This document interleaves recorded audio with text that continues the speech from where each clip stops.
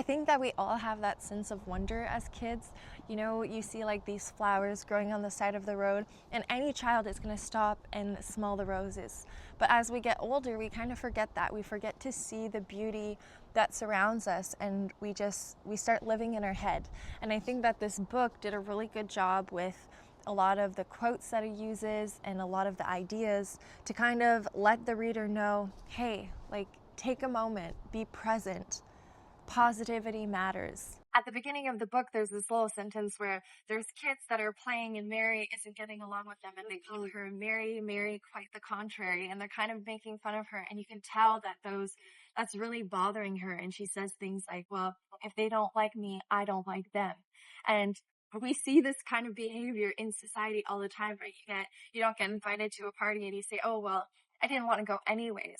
But towards the end of the story, you see that she's just able to own who she is. And by owning who she is, she becomes less miserable because she just is who she is. I like this line here. It says, one of the new things people began to find out in the last century was that thoughts, just mere thoughts, are as powerful as electric batteries, as good for one as sunlight is, or as bad for one as poison. To let a sad thought or a bad one get into your mind is as dangerous as letting scarlet fever germ into your body.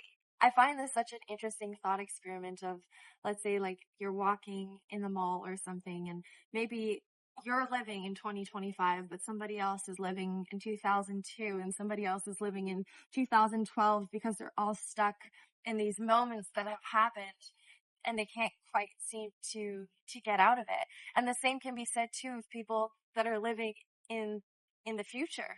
You know, they're living in 2030, fixated on this business idea, this thing that's gonna happen, and they let their whole life pass them by. We have Mary, we have Colin, who is her cousin and is also very miserable. He believes that he's going to be crippled when he grows up, and he lets that thought control him until he's 10 years old, and he decides, you know what, I am going to live forever. And I see all these different stereotypes of little kids. You know, maybe you didn't grow up in a good household, but at some point you have to shake out of it, and you can't let your bad circumstances dictate the path that you're going to take for the rest of your life. At some point, it is up to you to decide, hey, I am going to live forever, just like Colin did. He thought he was going to be a cripple. He always thought he was never going to walk. And you know what? He took it upon himself to make it happen. And I think that this is something that we really lack nowadays, is the initiative to make things happen, to go and get what we're after. We're dreaming too small, and we need to start dreaming big. And the only way to achieve big things is to have a positive outlook on life, to have positive thoughts about yourself. And it's just so interesting because there's so many problems nowadays with things like anxiety and depression and self-worth and social media and comparison.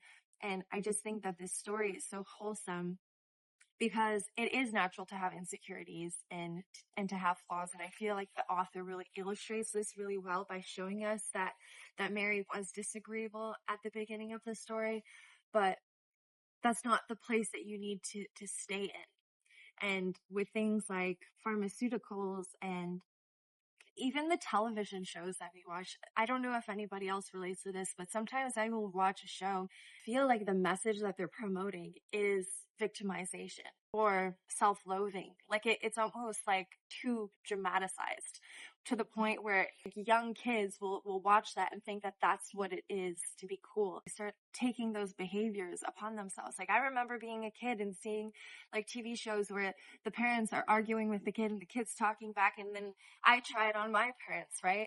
Because you think, oh, that's what is acceptable and that's what I'm going to do. Our society is just so focused on the negative, the insecurities, the depression, the anxiety, and we need to shift gears. And in order to shift gears, we need to start believing in ourselves. And I think that everybody in the world has potential to achieve great things, and that we were all placed on this planet for a reason. And that's why I find this book is so inspiring. I can't wait to read it to my future children. There's such a nostalgic element to it. It's very simple yet so wholesome. Like we can all think of a time when we were little kids where we stopped and we smelled the roses, and maybe now we don't make time for it, but we should. So I loved the novel. I think my main takeaway from this book, as somebody who wants to write a book one day, is that simple can be good. and sometimes simple is better, less is more. And I think that Frances Hodgson Burnett did a really good job with that. I feel like all her characters were very well developed and they really fit their age. We can all think back to when we were 10 years old, and I feel like we totally relate with these little kids. I love this story. I definitely recommend the book. Please let me know in the comments below what you thought of the novel. Let me know what your inner thoughts were. What do you think the core message of the story is? And let me know what book you're most excited to read with me. Bye.